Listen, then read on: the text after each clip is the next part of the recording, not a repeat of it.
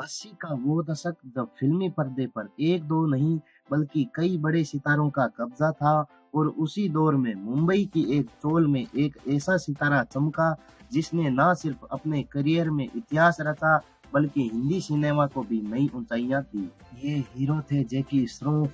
जैकी श्रॉफ के जीवन की कहानी किसी फिल्मी स्टोरी से कम नहीं है।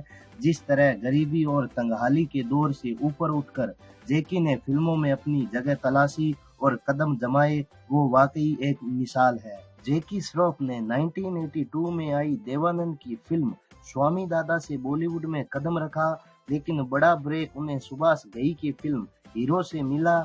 इस फिल्म ने तो जैसे जैकी श्रॉफ के करियर की कायापलट ही कर दी।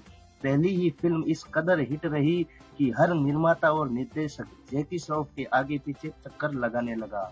जैकी को पहले अपनी फिल्म में लेने की निर्माता निर्देशकों में इस कदर होड़ मची कि कुछ लोग उनके घर तक पहुंच जाते थे और घंटों इंतजार करते थे।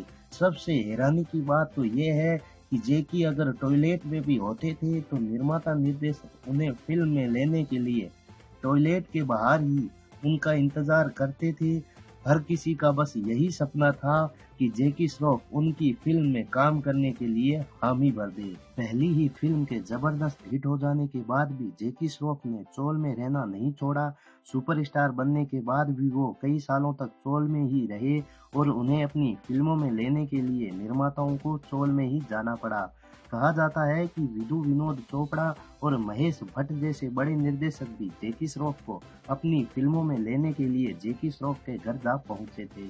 आपको यकीन नहीं होगा कि जैकी श्रॉफ ने अपनी कई फिल्मों की शूटिंग चोल में ही की। निर्माता निर्देशक वहां शूट करने के लिए तैयार भी नहीं होते थे, लेकिन वक्त को ध्यान में रखते हुए उन्होंने जैकी के साथ चोल में ही शूटिंग की। ये जैकी श्रॉफ का जमी से जुड़ा अंदाज ही था कि उन्होंने बॉलीवुड पर लंबे समय तक राज किया और आज भी लोग उन्हें पूछते हैं। टॉप न्यूज वर्ल्ड की रिपोर्ट।